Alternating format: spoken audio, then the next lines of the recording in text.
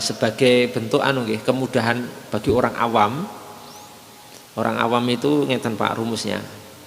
Apa yang diamalkan oleh awamul muslimin, orang awam masyarakat muslimin itu, sebisa mungkin kita sebagai ulama, sebagai dai itu berusaha untuk memberikan solusi, tetap mengesahkan amalan itu ya, sepanjang itu masih dalam koridor 4 madhab. Pendapat itu loh yang diamalkan itu, baik dari kalangan Hanafiyah, Malikiyah, Syafi'iyah ataupun Hanabilah. Jadi nggak perlu dipaksa untuk di pendapat ini. Kalau yang sudah diamalkan seperti itu ya biarkan saja, itu sudah masih sah ya sudah itu aja. Nah gitu ya. Paham betul nih? Supaya Bapak Ibu sekalian jamaah kita itu rahmat ya, sikap rahmat kepada umat Islam, kepada kaum muslimin. Tidak mudah menyalahkan, tidak mudah mengatakan tidak sah dan seterusnya. Sampai-sampai saya itu seperti itu nggih.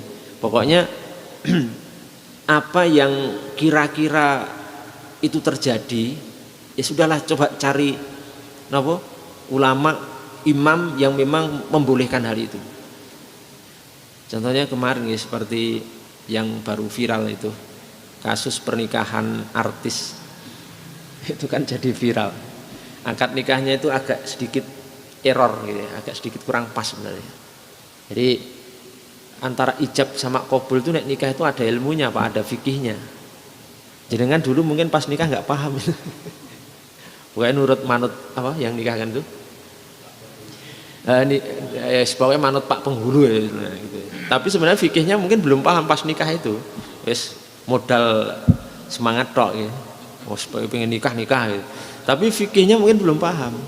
Jadi sebenarnya ilmu fikihnya itu nek ijab qabul itu nggak boleh ada jeda. Nggak boleh ada jeda waktu, nggak boleh dijeda dengan ucapan lain atau diam atau perbuatan, nggak boleh. Ijab qabul langsung. Jadi misalkan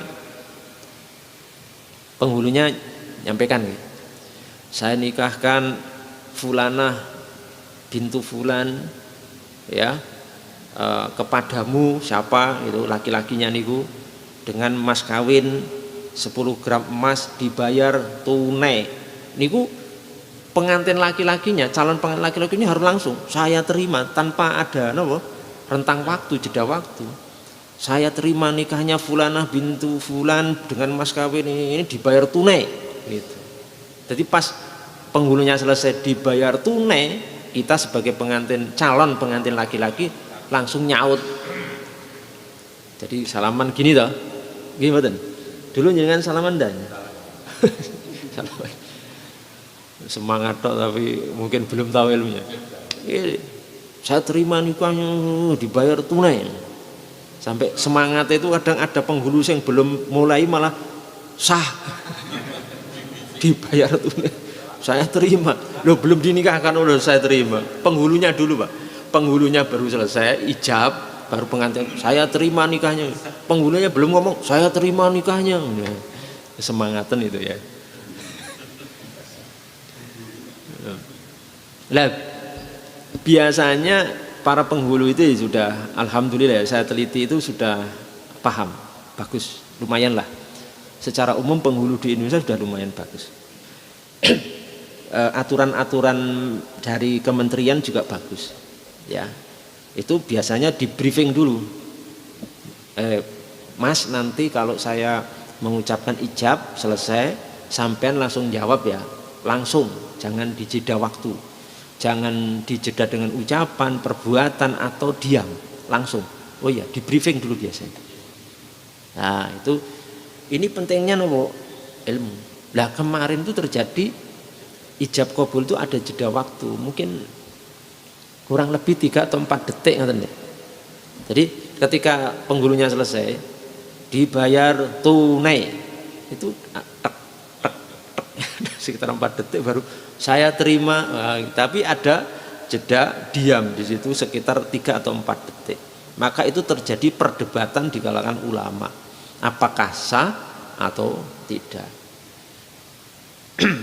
Tapi saya akhirnya ngeten, saya mempelajari kejadian itu, saya lihat videonya yang pada akhirnya sebagaimana prinsip kita, saya berusaha untuk mengesahkan pernikahan itu, karena kalau tidak disahkan nanti akan terjadi maaf ya, hubungan kedua insan ini menjadi zina, Pak.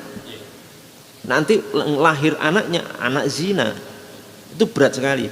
Maka saya ngotak-atik itu, bukan ngotak-atik pakai hawa nafsu, enggak ya, tapi saya otak-atik itu, kemudian cari pendapat para ulama yang mengesahkan itu, dan memang ada penjelasannya bahwa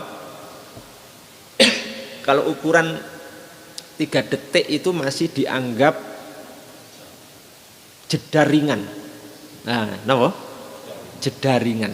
Jadi sebenarnya afdolnya nggak ada jeda, tapi kalau masih ada jeda sekitar 3 detikan atau 4 detik itu masih dianggap jeda ringan, dan itu dimaafkan, yang artinya akad nikahnya masih sah. Oh gitu loh. Itu kerjaan kita, Pak. Para ulama itu enggak sah. Itu enggak sah gini nanti. Itu enggak seperti itu. Paham betul nih? Paham ya? Jadi tugas kita seperti itu. Makanya di sini ilmu, nanti kalau panjenengan misalkan mau akad nikah lagi, loh siapa tahu gitu, mau nambah ini ilmu, Pak. Nanti nek jenengan pengen akad nikah lagi, kan udah tahu ilmunya gitu, atau pengen menikahkan, atau panjenengan jadi saksi nikah. Jadi saksi nikah itu jangan sampai mencari orang sing sekedar mau. Loh nggak paham gimana nanti? Sah, tapi nggak paham. Itu maksudnya sahnya itu bagaimana, kan nggak paham deh. Nggak bisa, Pak. Harus yang paham. Karena nanti saksi nikah itu menjadi penentu juga akan keabsahan akad nikah itu. Sah tidaknya kan nanti ditanya saksinya, sah Pak, sah, oh baru, oh ya sah gitu. Kalau memang dia paham, oh belum sah Pak, itu salah, keliru, atau ya katakan, oh ulangi, itu keliru, karena ada ilmu. Ya. Jadi jangan sampai nanti ketika kita nikah itu kemudian kita ada jeda waktu, misalkan dibayar tunai, nah kita malah melongo sih. Mungkin karena grogi jadi melongo, tapi melongone nggak hanya 4 detik sampai 10 detik melongo. Wah itu ulangi, nggak sah. Atau misalnya mau jawab pengguna sudah dibayar tunai, mikir mati, malah otak-otakin mik ya. Ada mik lagi nggak? Itu sudah batal, ulangi nikahnya. Mikir mati malah ngurusi mik, minta mik ganti mik, malah saya minta ganti mik terus saya terima, oh nggak sah, itu sudah. Malah ngurusi mik ya, mikir mati ya nggak usah pakai mik. Nah ini maksudnya pentingnya ilmu untuk penghulunya, untuk saksinya, dan kita yang mau nikah juga perlu ilmu tentang masalah itu. Oke, paham betul nih? Paham nggih? Alhamdulillahirabbil alamin.